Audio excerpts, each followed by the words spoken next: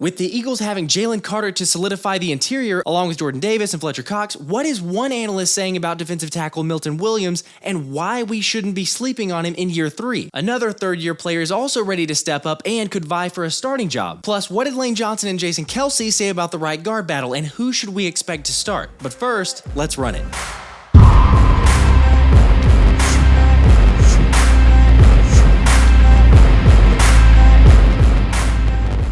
What's up, everyone? I'm Josh and I cover the Birds. So let's give a big congratulations to Jordan Mailata and his wife Nikki as they got married over the weekend in Napa. It probably comes as no surprise, but several members of the team were in attendance, including Landon Dickerson, who, remember, had Mailata as his best man back in March. Really cool, the special bond they share there. Also in attendance was Lane Johnson and Jalen Hurts, who, based on Johnson's girlfriend's Instagram post, got to witness more of the left tackle's crazy God-giftedness.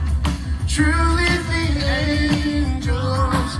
And although I'm sure Jordan will never see this video, I'd still like to wish him many blessings in the adventure ahead. Kenny G was also busy this past weekend where he hosted his second annual free football camp in Mississippi with Buffalo Bills wide receiver Gabe Davis, teaching fundamentals, life lessons, and giving insights on how to perform like playoff Kenny. The fundamentals. Another event that took place in the Philly area was with Milton Williams and Zech McPhearson as they held a 7-on-7 tournament to benefit local high schools. The action featured 4 high-level high schools in a double elimination tournament where the winner got a $4,000 prize to help with equipment or jerseys or just a generic contribution to the fund. I think it's pretty cool to see these guys taking time out of their summers to give back to the community, and it's awesome to see that they're really working hard to have a significant impact in the team this season. In case you don't recall, both players were drafted in 2021, so they're really close and got close way before the draft since they trained together. McPhearson said, "We've got a really good connection. We hang out a lot during the offseason. I'm excited Milt is here on the ride with me. He works really hard and he pushes me every day of the year." And while I expect Williams to have a strong season, especially with the departure of Javon Hargrave, I know Jalen Carter is here along with Jordan Davis and Fletcher Cox, but I want to make sure we don't overlook the 3rd-round pick. And so does SI.com's John McMullen after he ranked the player from Louisiana Tech number 16 in the top 25 Eagles this season, because he's played in all 34 games since entering the league, and even though his snaps decreased slightly last year, his production went up. Williams had 36 tackles, 4 sacks, and 9 tackles for a loss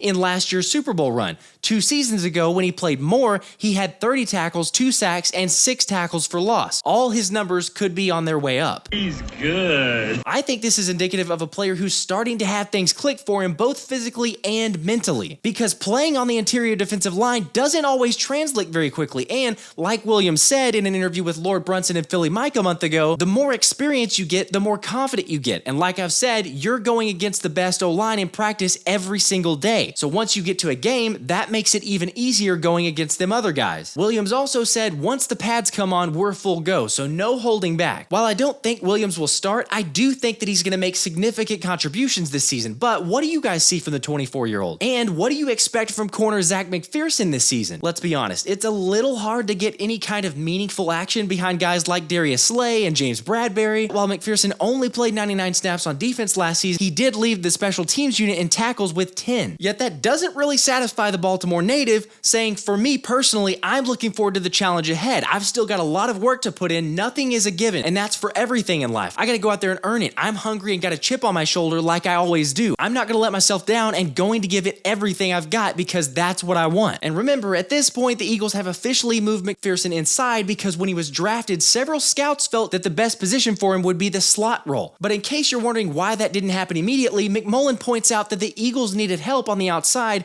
and weren't able to get it when they drafted the Texas Tech defensive back. So McPhearson and his 4.48 speed was the best 4th-round salve they could find. McPhearson was penciled in as the starter opposite of Darius Slay until Howie Roseman brought in additional depth, which, as we've been talking about, made it difficult for McPhearson to get meaningful reps and have a meaningful impact. However, I think we've seen the focus Howie's put into getting bigger, stronger corners like Keely Ringo and Greedy Williams, as well as undrafted free agents like Eli Ricks and Mekhi Gardner, to where a legit move to the slot can work. And McPhearson feels great about playing in the nickel, saying it's definitely a learning thing. So as long as I keep stacking days and keep doing my progressions, I feel like the sky's the limit for me at nickel. Being able to fill in when I can, I'm just trying to fulfill my role and being one of the 11 on the team. Yeah. coach would have put me in fourth quarter. McMullen floated the idea that the move could just be a way to make McPhearson the top backup for both the inside and outside spots, depending on the development of the other corners, but I feel like this is a permanent move where he'll compete with Avonte Maddox for the starting spot. But how are you guys feeling about the nickel spot? I don't think McPhearson will win out, but I do love having the extra depth in case Maddox goes down. Speaking of that depth, Jimmy Kempski of the Philly Voice believes Josh Jobe will be one of those outside corners who makes the Eagles roster. After listing his pecking order of number 1, Darius Slay, 2, James Bradbury, followed by Avonte Maddox, Zech McPhearson, Keely Ringo, and number 6 to make the roster, Josh Jobe. It's interesting because the surprising name that leaves off is Greedy Williams. Obviously, you can't take everyone, and it's a great problem to have with all the competition. Plus, as Jimmy points out, Slay will turn 33 in January, and Bradbury will turn 30 in August. So it would make sense for the Eagles to go with heavy numbers at cornerback to provide youth in the pipeline.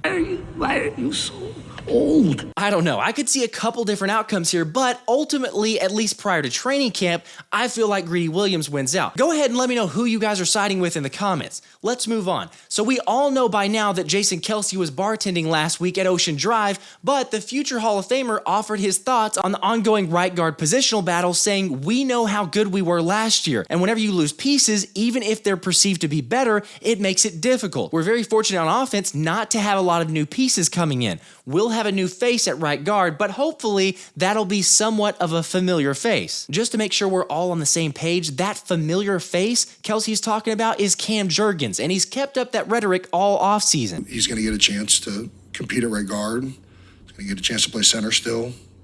The future is extremely bright for him. I think he can blossom into one of the best centers in the league easily one day, and I think he can play right guard. What about Lane Johnson, though? Remember just a month ago, Brian Baldinger went on record saying Lane wants to play next to a big guy, like former Eagle Brandon Brooks and Sayamalo. He doesn't want to play next to Cam Jurgens, a 300-pound center. They're not going to get any movement, which seemed a little odd to say the least, especially when it first came out, because on one hand, Baldy is really close with Lane, so you'd think he'd have some inside info, but then it made me wonder, would Pave the Lane really slight Cam Jurgens like that? That's rude. Thankfully, we don't have to speculate because Lane went on record saying, obviously players are different, they have different styles. We're not asking Cam to be Brandon Brooks or Isaac Sayamalo, be your own guy. But I feel like within the three guys, the traits they have are super quick, athletic, and that's the guys Stout's been looking for. Lane went on to say that he's happy with where things are at with the Eagles for the position right now, but knows the truth will come in training camp, which is only a little over 3 weeks away. Although the Birds' right tackle has been impressed because beef jerky is so strong. Johnson said, I think he front squatted like 550 the other day. Just having a guy that strong, the thing about him being 6'3" or whatever, I feel like he has natural leverage on some of the defenders and a low center of gravity. He's able to get under guys and obviously has that power. The more reps that he gets, the better he's going to be. As far as explosion and athletic traits, he's unbelievable. It sounds like Jurgens may have the edge over Steen right now, but like Lane said, we won't know much at all until we get to training camp. I've gone back and forth because I think Steen has a ton of potential, but Jurgens clearly has more built-in trust and confidence in the offense. Or if Philly doesn't believe in either, what about signing a guy like a Dalton Risner? That's a name SI.com's Ed Cracks has floated out there, but it's never a good sign that someone like Risner hasn't found a home yet, so maybe there's an unknown reason for it, but he certainly fits what the Eagles like at the position. And like Cracks suggests, the way they handed out one-year deals this offseason, Risner does fit the description. Since he's a former second-round pick out of Kansas State by the Broncos, Risner 6'5", 315 has made 62 career starts, although it's worth pointing out that most of those starts has been at left guard, so perhaps that's why the Eagles are hesitant to bring him in. Ooh, yeah. I'm not sure I'm sold on Risner at this point. If you're looking to bring in a guy to camp, I'd say DJ Fluker. However, it doesn't seem like that's going to happen either. Are you guys comfortable with where things are at right now? Let me be clear, I believe in Steen or Jurgens, so I don't think it's absolutely mandatory to sign someone, but as we all know, you can't ever have too much depth. Is there a limit? And speaking of trust, I clearly trust Nick Sirianni a lot more than Pro Football Focus since they ranked him as their number 8 best NFL coach with Trevor Sikkema, I don't know how to say his name, but he said, we'll keep the Eagles conversation going with their current head coach Nick Sirianni. I was skeptical of Philadelphia's choice to move on from Peterson for Sirianni when they did, but Sirianni has proven, as Peterson did, to be the right man for the job. He has played a role in the ascension of quarterback Jalen Hurts from a fringe starter to a legit MVP MVP candidate after leading Philadelphia to a Super Bowl in 2022. If you're curious who ranked ahead of Sirianni, it was Andy Reid at 1, Bill Belichick at 2, followed by Mike Tomlin at 3,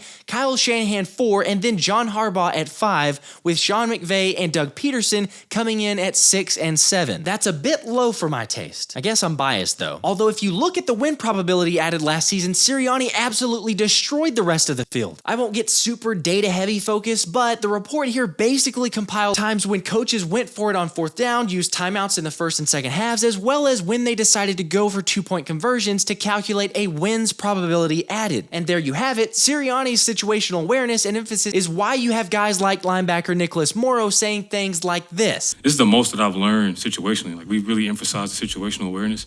And this is probably the most I've learned in my 7-year career. Once the fire actually starts to get hot, you understand what you're supposed to do in those situations. And so it's good, man. You can learn that early, and so then when it comes up, you're ready and you're prepared. The other part that doesn't get mentioned is the hunger and desire from Sirianni every single day. He's hungry, and so is Jalen Hurts, with NFL.com listing him as a top MVP candidate, since Hurts and the Eagles are hungry to rebound after falling short in their Super Bowl quest. In his first season as a starter, the dual-threat dynamo racked up 25 total touchdowns. In 2022, he posted 35 TDs. He's on the rise and a bona fide preseason MVP candidate. The breed of one QB is already being listed as the top fantasy quarterback ahead of this season, but can he win the actual MVP award? I think if he stays healthy and plays 16 or 17 games, he'll come away with it. This has been the Philly Special.